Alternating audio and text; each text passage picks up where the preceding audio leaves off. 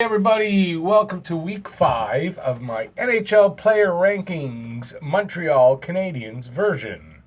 My player rankings are much like the team power rankings. I get my words straight.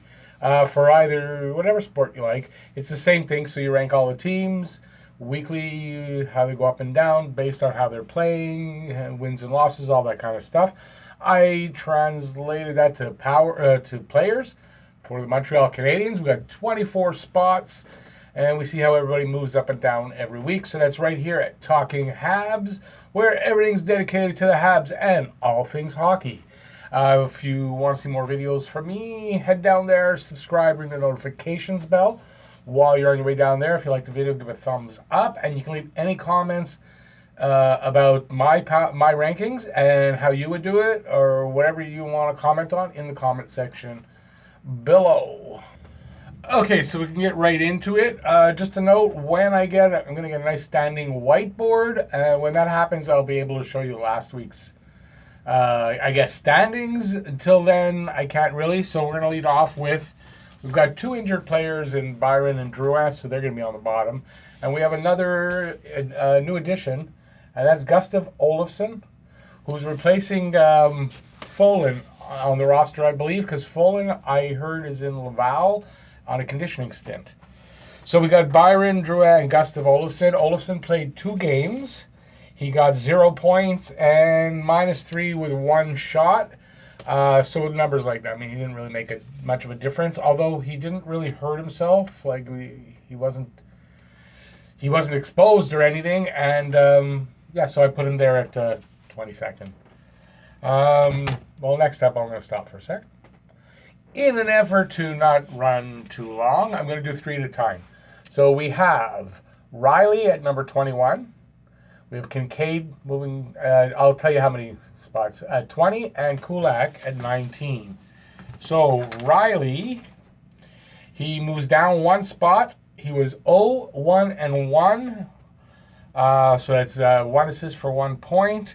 In 2 games played, he was even in the plus-minus, and he had 4 shots. Kincaid, in 1 game and almost 2 periods, he lost 4-3 in overtime to New Jersey, and he was sent to the minors today that I'm filming. So he moved down 1, and I imagine next week he won't be on this list. Kulak, he moves up 2. He had 0 points in 2 games played. He was a -3 with 1 shot. But in that Boston game, he really played well. And I think that he deserves to be up ahead of Riley because of that. I like Kulak's game. I hope he refines it, the game he had last year, because he played really well last year. And he could be a really big help if he could find his game here. So next trio is Jordan Wheel at number 18, Nick Cousins at number 17, and Charles Hudon at number 16. I'll tell you how they moved up or down. So at 18, Wheel stayed in the same spot. He had no points, and he was a -2. For some reason, I didn't mark his shots. I don't know why I didn't do that. At 17, Nick Cousins moves down 1. He had no points, -3 with 7 shots. And at number 16, Charles Hudon moves up 1. He also had 0 points. He was even and 6 shots. I liked Hudon's play over Cousins and Wheel. I thought it was a little more effective. He was getting, even though Cousins did get 7 shots, I thought Hudon got some really nice shots, a lot of energy. Kind of rooting for this guy for some reason. I don't know. So I moved him up there. So here's my reasoning. Next up, 13, 14, and 15. In number 15 spot is Nate Thompson. Number 14 is Victor Mete. And number 13 is Cale Fleury, the young hitter. Okay, that's what we got to say about that. Thompson moves down 1. He had 0 points. He was a -1 with 2 shots. He's pretty steady, his play. He not expecting much on the offense. He's pretty good on his defense. I wish to see a little bit better from him on the PK, but saying that, their PK has been a lot better in the last few games. Even though they lost and it's horrible, but the PK's been a lot better. I think only 1 goal, I want to say, in like 8 or 9 attempts. Next up is Victor Mete. He moves down 2. He was had 2 assists for 2 points. He was a -3 and 2 shots. He moves down because I thought KK moved up.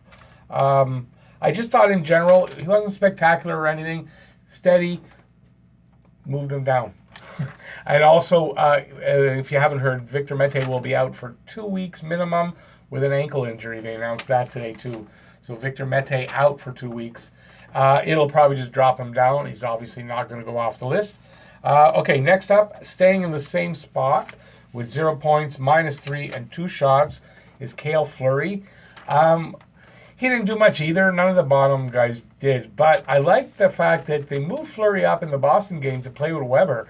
And I thought he held his own and he looked good. And I like the game the kid has as a rookie. He's really looking great for a rookie, right? I love the physical game he has. And I think his offensive side will come around probably later on in the season once he's a little more comfortable and acclimated. Okay, so that's 13, 14, 15. We move on to the next board for the rest. Okay, so our next trio up is KK, Petrie, and Price. That's KK, Petrie, and Price in 10, 11, and 12. Okay, so reasoning behind all that. KK moves up 3 positions into number 12. He had a goal and 1 assist for 2 points, a -2 and 4 shots. And the points were in 1 game, but his play got better. He's looking more comfortable. He's looking more like a veteran than he has yet. So I really liked his improved play. He's been physical.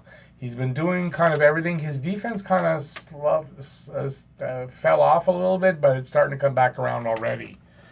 Next up is in 11th spot is Petrie, who stayed in the same spot. He had 2 assists for 2 points, a -6 and 4 shots.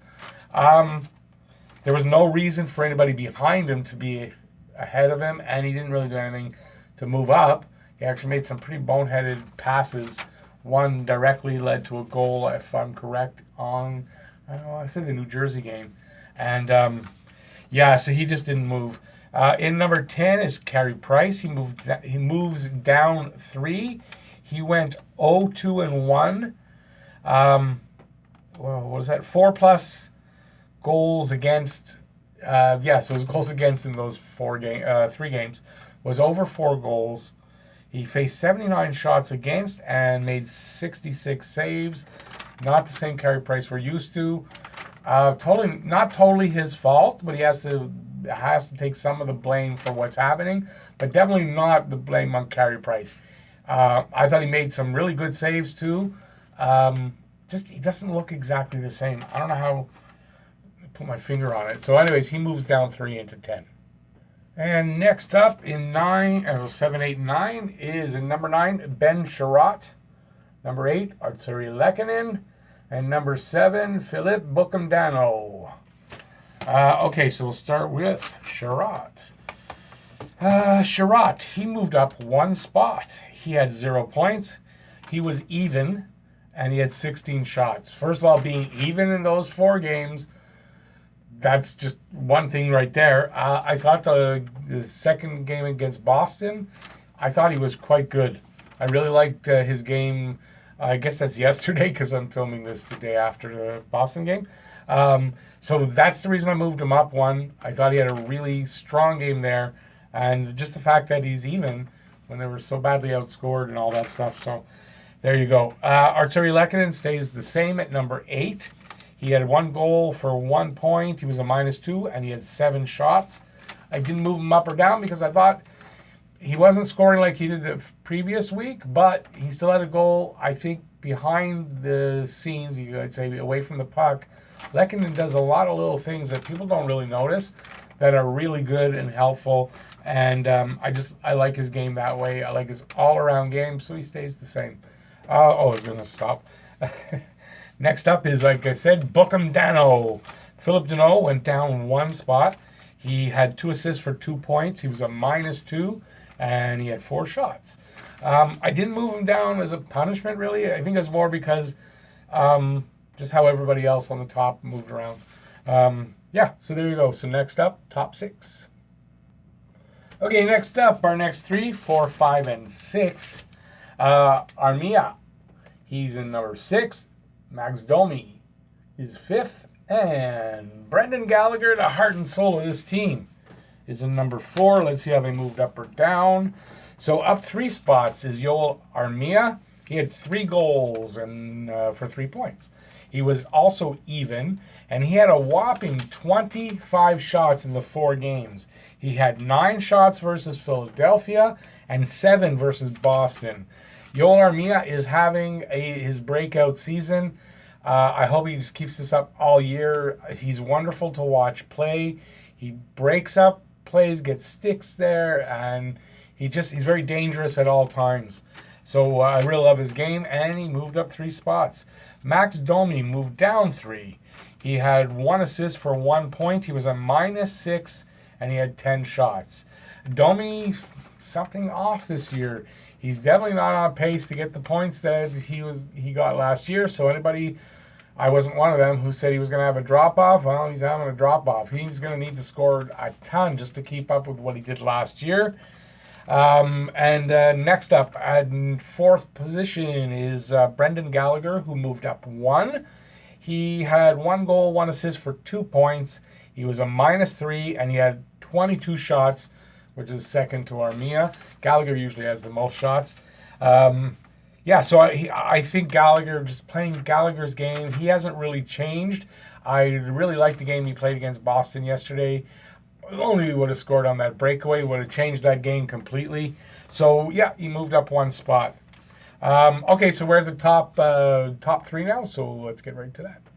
Okay, and your top 3 Habs for the week. The top 3 Habs for the week are Nick Suzuki, Shea Weber, and Thomas the Tuna Tata. Okay, so the reasons why. Nick Suzuki stays in the same spot. He had 1 assist for 1 point. He was a -5, and he had 4 shots. 4 of those minuses, that was in that demolishing by Boston, the 8-1, but he was -4. So other than that, I think he had. I just like his game. He does so much you kind of notice, and some you don't. And that fake shot pass over to Tatar for that goal against New Jersey was it was just a thing of beauty. So I felt he should stay the same because of that -4 game and that stuff. In second spot is Shea Weber, moving down 1. Shea Weber was number 1 last week. He moved down 1. He had a goal and 2 assists for 3 points. He was a -1 with 15 shots.